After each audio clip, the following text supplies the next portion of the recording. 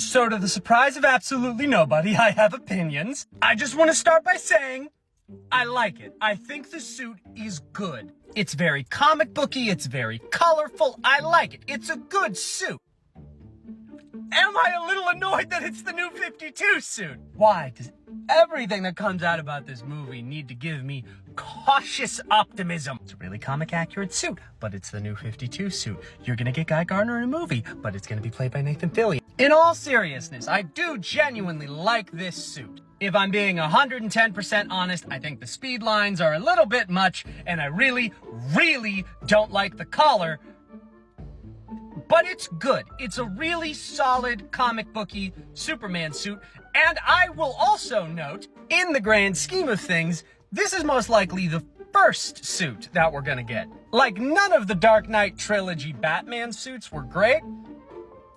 But do you remember the first suit? Like, it's not a particularly bad suit, but it's also not a particularly good one either. The neck is stupid thick, you can barely see the logo, it's just one color. Not bad, but not great. That's kind of how I feel about this. This is a little bit more positive, this is really good. But we could have had better. But that's just my personal opinion. I do also think it's a really good suit. I am much more excited about this suit than, say, like, the Man of Steel suit. At least the Man of Steel suit had the correct fucking neckline, but I'm not getting into that. I am still cautiously optimistic for this movie, and I am still cautiously excited. Don't get me wrong, still nervous, but I am cautiously excited. Shakespeare apparently sounds better in a southern accent. Alright, I've tried to record this like 5 times, and TikTok keeps muting my mic when I get to the actual monologue, so we're just gonna skip past everything and jump right into it. Friends, Romans, countrymen, let me y'all leaders.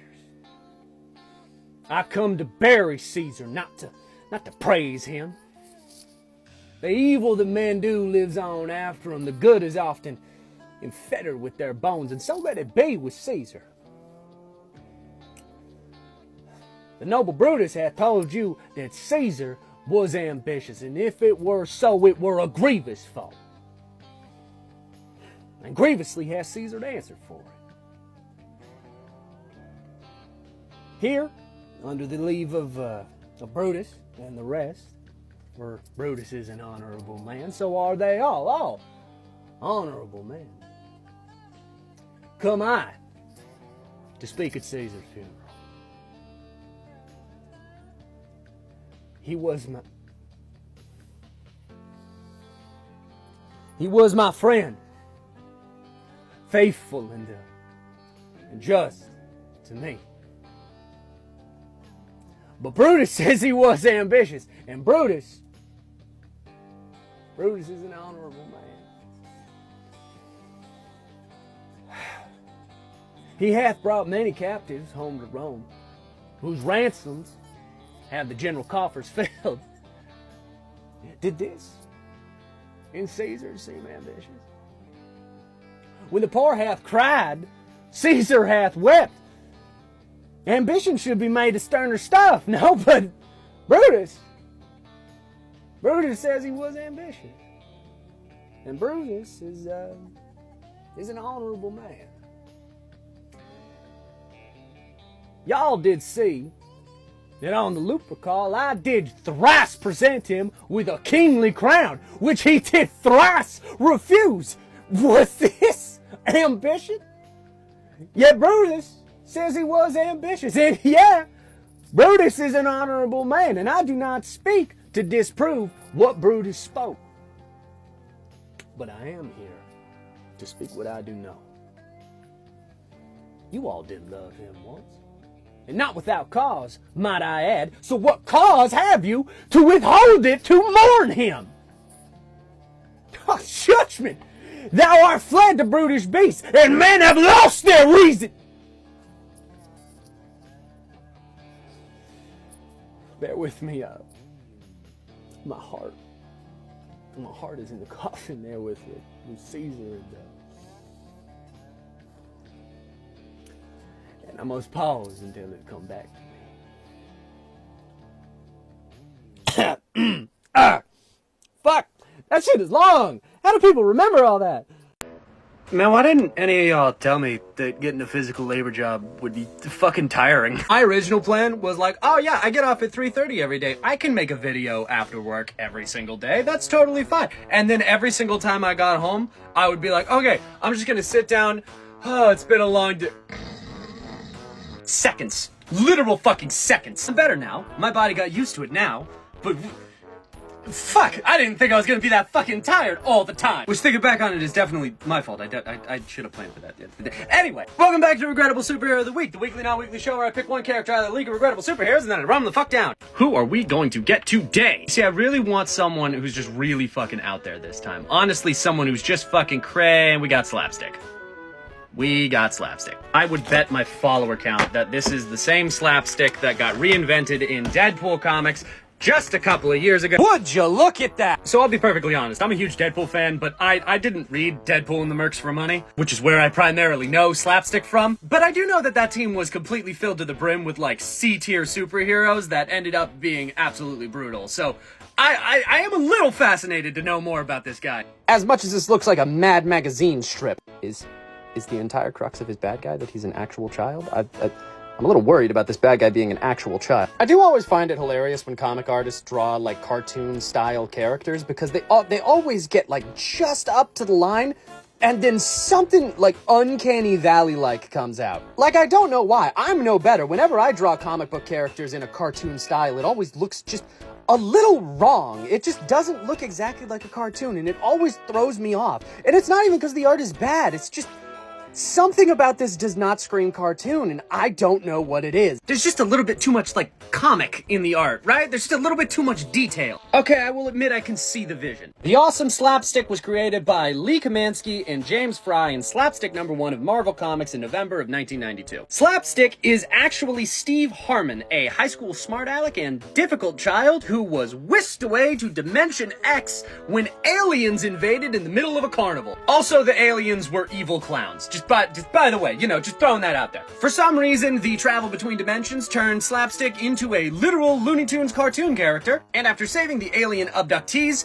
he returns to the main Marvel universe and kind of goes on a weird career. You see, the book Slapstick couldn't really decide if it was going to be a parody or if it was just going to be another story within the Marvel universe. So like characters would show up that were obvious parodies of other Marvel characters, but then the next week Slapstick would go and like hang out with Spider-Man. And on top of that, the humor in this book was not written for the audience that would be picking it up. All of the like jokes and references that the characters would make would be based on like much earlier media than the people who were reading it. This book came out in 1992, and two of the first, like, references that are made in the first book are of the Marx Brothers and a evil scientist movie from 1952. So because of that, Slapstick could just never really find the audience that it wanted, and it could never really decide what it wanted to be. But here's the thing, I think that this character has a good amount of potential. A cartoon character that inhabits the main world of the Marvel Universe that also serves to kind of parody it.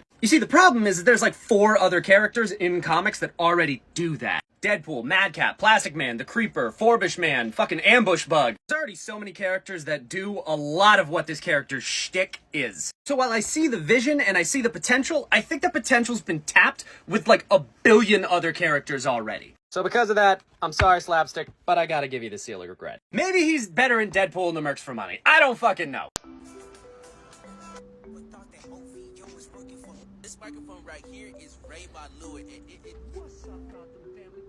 Oh my god. This is Red Robin calling for all available Bat Family members. This is a code red. I repeat, this is a code red. This is not a drill. Everybody return to the Batcave as soon as humanly possible. Oh, shit! Okay, we're all clear. Tim, what the hell? Did you just fucking flashbang the Batcave? Yeah, you said code red. Code red is for emergency. This is an emergency. I just didn't think you were gonna flashbang me, you dick. Yeah, I know sight's probably pretty difficult right now, but I actually just got here. That's Jason. You know, that isn't what I meant, but at least you guys are both here. God Damn. Yeah, of course we are. You gave a code red. Code red means everybody. Barbara and Duke are outside right now patrolling the perimeter, and Stephanie's standing outside the door. Isn't that right, Steph? I'm trying really hard not to take it personally that you put me on door duty, Grayson. Oh, shush, you know it's because I love you. Speaking of which, code red means everybody. Where the hell's Damien? I sent the call out to everybody other than him because it's regarding him.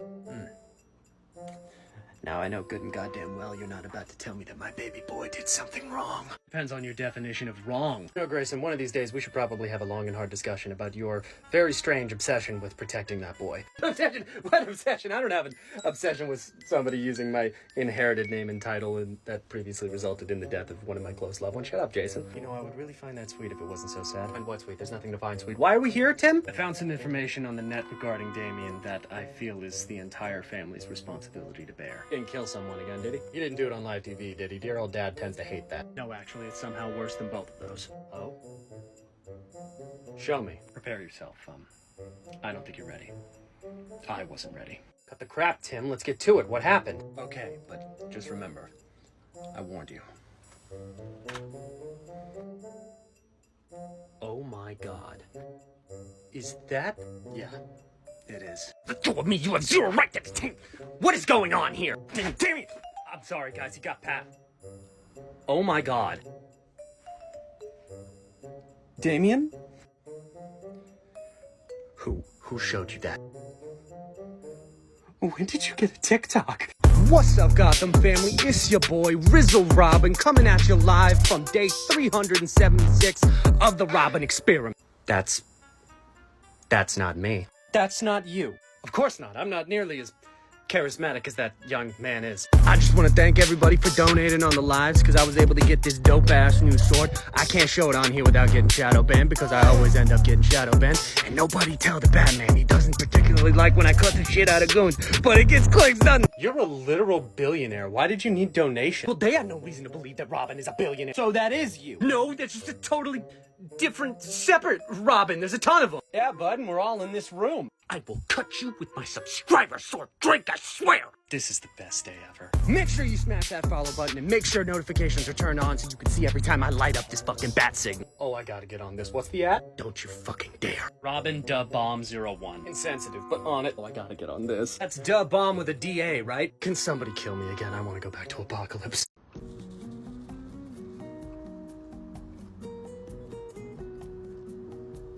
Honestly, why do I even go on Twitter at this point? I know it's just gonna piss me off. Let me explain the variety of ways that this is fucking stupid. I don't like doing drama shit.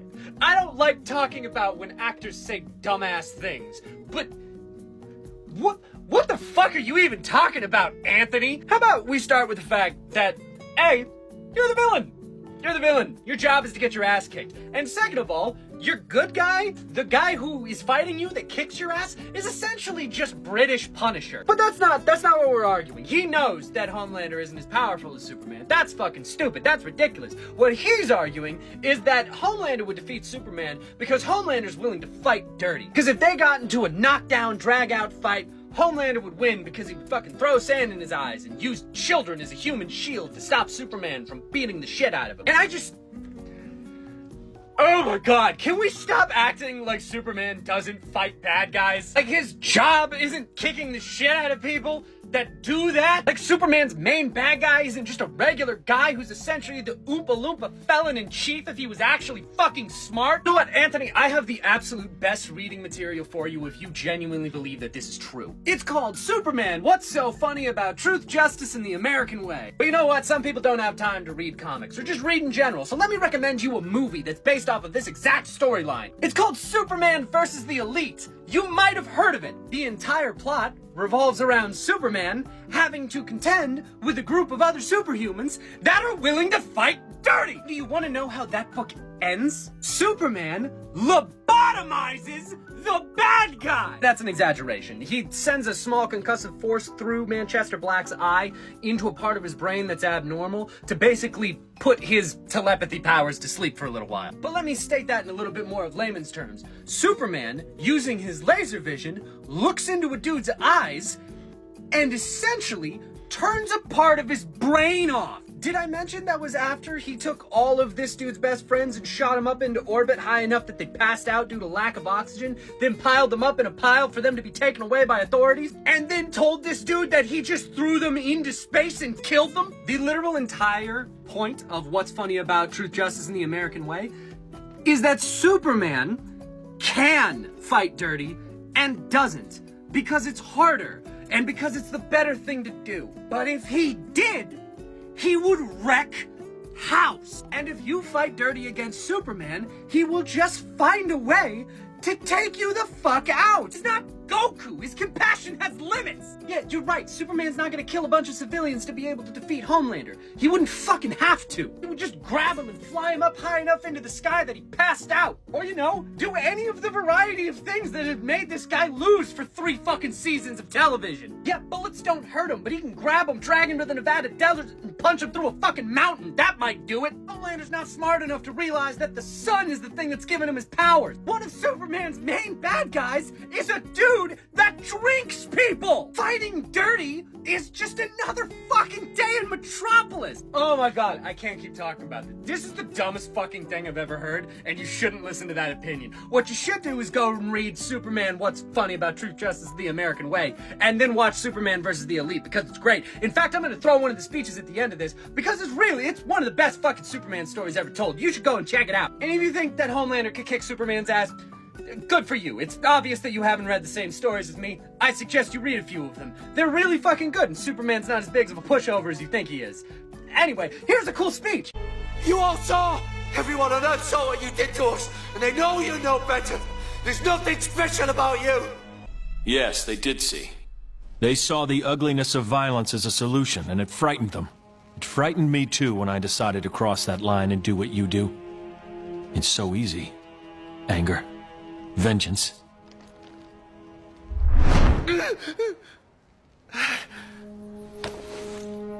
Luckily, I'm not you. And I never will be. If you think I'll just go to jail and rot, you're living in a dream world! Good. Dreams save us. Dreams lift us up and transform us into something better. And on my soul, I swear that until my dream of a world where dignity, honor, and justice are the reality we all share, I'll never stop fighting. Ever. So I have learned my lesson. I will not have energy to record these after work. Took me 2 weeks to figure it out, but I figured it out. Almost like everybody and their mother who's ever recorded videos on a consistent basis has told me to pre-record a couple. God damn. Anyway, welcome back to Regrettable Superhero of the Week, the weekly, not weekly show where I pick one character out random out of the League of Regrettable Superheroes and then I run them the fuck down. Let's see who we are getting today. I want someone that's a little ridiculous. Just a touch, not crazy, I have been waiting for this one! These motherfuckers are on the back cover and look at them! They look so spooky. I want to know more. How are these heroes? Batman, it is I, your greatest nemesis! What? Why aren't you wearing a belt, kid? I feel uncomfortable looking at your costume. Also, does that logo feel offensive to your partner here in any capacity? No? Alright. Sweet Christ, I hope you're Sleepy and he's Nightmare. Because if this big motherfucker isn't Nightmare, then we're gonna have a long conversation about some fucking naming convention. Also, what are you doing to these people? Oh my god! They're Batman and Robin, but broke as fuck. Nightmare and Sleepy were created by Alan Mandel and Dan Barry in Clue Comics #1 of Hillman Periodicals in January of 1943. When they're not fighting crime, Nightmare and Sleepy go by the names Terry Wake and Bob White. Bob and Terry are professional wrestlers who are on the road all the time. But apparently that's not enough for them because at night, they don super suits and go kick the shit out of supernatural criminals. Bob's skeleton costume is covered in a phosphorescent paint, so his skeleton costume fucking glows. And remember how I said how their villains are supernatural? They're not. They're just normal fucking dudes who fight ghosts and crap. Oh my god! And because they lived their life on the road, being, you know, working class professional wrestlers in 1943, they don't exactly have a lot of money. These dudes do this shit for the love of the game. Apparently what's going on here is one of their villains is a corpse that steals human faces, which is Holy shit. Unfortunately, these two never really found their footing. They were reinvented a good couple of times. Nightmare eventually landing on this outfit, which I mean... Come on, man. For being broke Batman, you have to add at least a little something to the costume. I mean, you took away the cape, but this is fucking highway robbery. Even more ridiculous is Nightmare's final appearances didn't even have Sleepy with him, and he was completely reimagined to be a genie. And, I just have to say... Fuck all that shit. Let's go back to the original. This is a cool ass concept. I love this. Terrifying professional wrestler broke Batman and Robin is such a cool idea. I would absolutely love to see these guys added to like the Batman mythos as like, I don't know, the supernatural side of Gotham. These two broke would-be superheroes want to be on the level of Batman and Robin, but just keep having to fight the weird supernatural shit that happens in Gotham. People start talking about the fact that, like, yeah, Batman's a cryptid, but have you seen the Nightmare? People think Robin's going around beating the shit out of people, followed around by a glowing skeleton, but it just turns out to be Sleepy. These guys are dope. I want to see these guys more. This is cool. Panda seal of approval. God damn, these guys are cool. It's a slight update on physical labor job. The one thing that I didn't think was gonna be sore is my hands. I work in one of the things that I have to do is like pick up the trash cans and everything, and I didn't think that constantly tying trash bags was gonna make my fucking hands so goddamn sore all the time. Like, yeah, I'm not tired all the time anymore, but great. Now I can't fucking close my fist without it hurting. Always gotta be something. Always gotta be something. Anyway, welcome back to Regrettable Superhero of the Week, the weekly non-weekly show where I take one character out of the League of Regrettable Superheroes at random and then I run them the fuck down. I've forgotten to say the at random part like 4 weeks in a row now. It's just weird. Who are we getting today? You know, I'm less worried about it being someone like completely out there this week. I kind of just want someone who's a little bit fun. Of course I land on a character named Killjoy immediately after saying this has got to be something straight out of the 90s. There's no way this is a character that is not directly out of the 90s. Well, goddamn, color me impressed. Okay, that costume is genuinely horrifying. No matter what else I say, that is a cool, terrifying fucking costume. With the exception of the black thong, like that's not just the underoos that most people did. That's a thong, my man. I guess if you were going for freaky, I'd definitely be terrified if a man in a red jumpsuit and a black thong with that fucking mask on jumped out and started kicking my ass. I'm sorry, is this bad guy's name Robber Hood? And he looks like that? We are terrifyingly close to this already getting a seal of approval. I love this.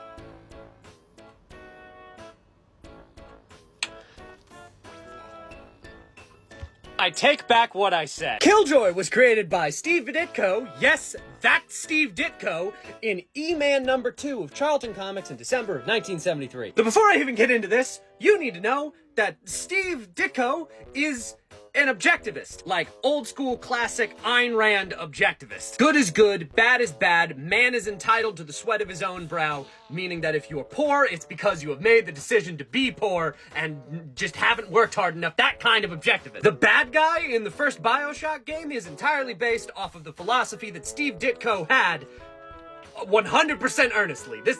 It's not great, and I need to say that because Killjoy fights people who are, almost unilaterally screaming for equal rights. And not in any way that people would actually be screaming for equal rights, more in a way of, like, the way someone who thinks equal rights is stupid would think that people screaming for equal rights would be screaming. Like Robber Hood in this comic, his men scream that all wealth is stolen and that it should be crimes turned to be legal. One of his bad guys is a militaristic general who says that it is his right to be a dictator and that he should not be punished for it. Listen, he's got a cool costume, but what? Killjoy, as a superhero, does not speak. He shows up to the scene of these crimes, beats the living fuck out of the bad guys, and then disappears into the night. And then mysteriously, one of 3 characters, all of which could be Killjoy, show up after the crime and kind of ethically monologue at the reader about how this was bad and how Killjoy did the right thing. Yeah, I feel like this character should come back as a villain or be heavily altered. Give this guy the Question treatment and completely rewrite his character from the ground up. Ironically, the Question was another Steve Ditko creation that originally had this very black and white moral view. I think that's about the only way that you could make this character even a little bit palatable, because What the fuck? Yeah, not sorry at all, but Killjoy, you're getting banished to the Seal of Regret. Oh my god. By the way, I don't remember who sent these to me, but I'm running out of Seal of Approval and Seal of Regret stickers. So if you're the person who sent me these stickers, could you re-up me? Because these are dope. I love these. Scarlett has convinced me of one of her opinions regarding Jason Todd, and I would like to spread the good word. Now, in the past, I have regarded Jason Todd as the biggest of the Robins. In fact, I have said that he is taller than Batman, or at the very least, that I would like him to be taller than Batman, which puts him at roughly 6 foot or around 6'1", 6'2". However, Scarlett has convinced me of something. I think Jason Todd is short. Or at least that he should be short. Now, I have long held the belief that Jason Todd, as Red Hood, pads his costume. He's roughly around 18, 19 when he comes back as Red Hood, and he doesn't really have a ton of natural muscle at that point, so he's gonna need to pad his costume. I mean, Bruce pads his costume to make himself look bigger and scarier. Jason Todd's gonna need to do that to make him look like a threat on par with Batman. Bruce also wears shoes that gives him about 2 inches more of height, so that he looks, again, more physically imposing. So I think that Red Hood would do something similar to make himself taller. Here's the thing. Jason Todd died at the very edge of being 15, roughly 15 going on 16. He was almost there. Most boys finish their growth spurt around 15 to 16. They usually stop at around 16. Now, that's not unilateral across the board. I know that I got a lot taller after that age too, but it wasn't by much. I was roughly the height that I was gonna stay by the age of like 16-ish. And I say that because when Jason Todd died, he was 5'4". At the tail end of 15, going on 16, he was 5'4". Now sure, maybe he grew a little bit after he came back. Maybe the Lazarus Pit did some stuff to his bones. But 7-8 inches of height?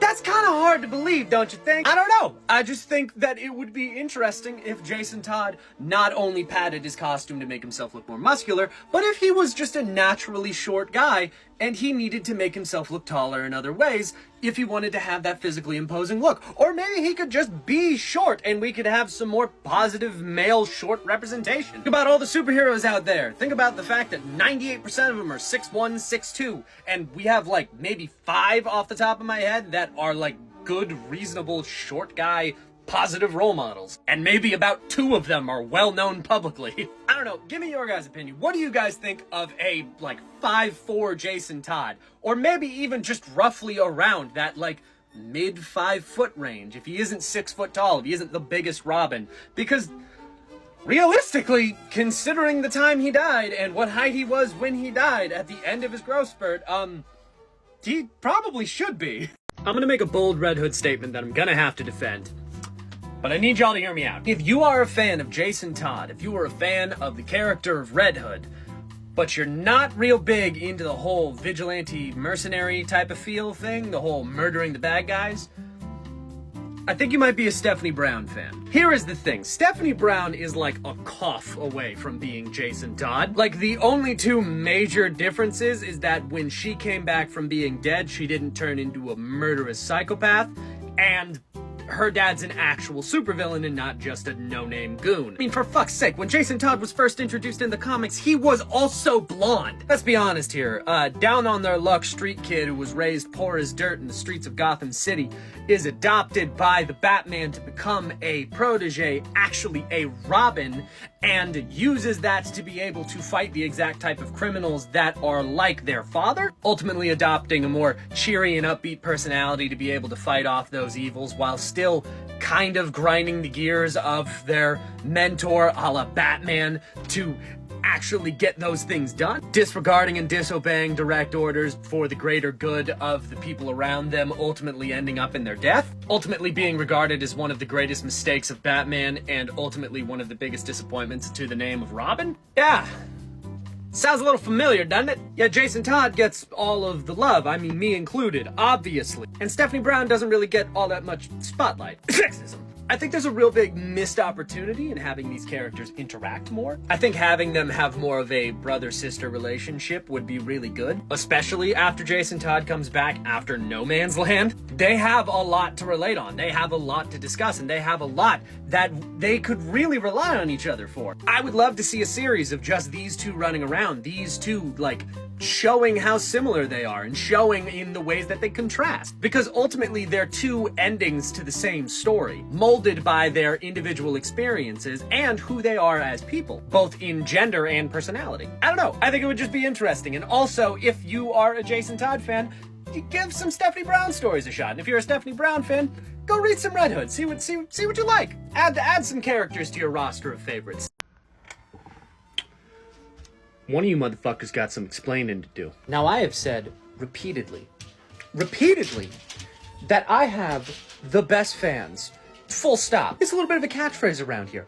I also have preached the word of a Mr. Jack Kirby from the fucking day that I got this following. This page is a Jack Kirby Stan account, and if you do not also stan, get the fuck out! So why, pray tell, did I have to find out about this on my own? Huh? Which one of you thought it was gonna be funny to not tell me about the fact that there is a Jack Kirby action figure at Target? I had to figure out through a fucking Comic Tropes Twitter post! Yeah, sure, it's technically the character Kirby that shows up in Teenage Mutant Ninja Turtle comics, but it's Jack Kirby! He looks so good! Am I a little disappointed that he doesn't have a cigar because that's like Jack Kirby's whole thing? Yes, but it's for children. It's fucking sponsored by Nickelodeon. They can't put a cigar in the box. There's a potential that I may be able to forgive you if you go out and get one for yourself. It is a little steep. It's $35 for an action figure. That's pretty fucking steep. But listen, you're earning back favor, and also you get a Jack Kirby action figure. This isn't sponsored at all, by the way. This is cool as shit, and I went fucking hunting for it the exact second that I read the post where I found out that it exists. All right, that'll be all. Y'all have a nice night. Hey, Panda, what you doing? I'm training. Right. On Fortnite? Yeah, see, I'm doing this charity live stream with a bunch of other comic YouTubers and TikTokers and everything, and I need to actually get good at this fucking game. Oh, cool, that sounds really fun. Did you tell anyone about that? Oh, shit! Hey there, audience that I haven't posted to in a week.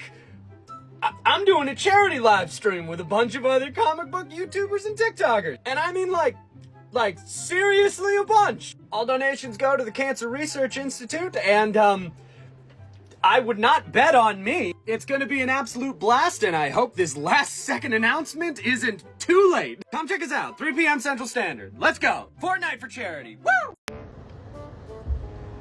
You ever think about the fact that Superman probably needs to know the exact weight of everything? Well, maybe not the exact, but like the approximate weight of everything? Think about it. Think about the upper limit of your strength. Like how much you could physically do. Or even just like how strong your grip is. How strong, how much can you condense in your fist? Maybe you could like break a finger. Maybe you have hands that are strong enough to like crack walnuts just by squeezing them hard enough. When Superman squeezes his fist as hard as he can, coal turns into diamonds. He could probably split the atom with his fingernails. He could probably close his fingers so fast and so hard that it would result in an explosion like an above-ground shotgun shrimp. Okay, are we understanding the scale difference here, right? Now think about how softly you have to touch something with your normal human grip strength to not break it. If you are able to sink your fingers into the outside of an apple if you squeeze real hard,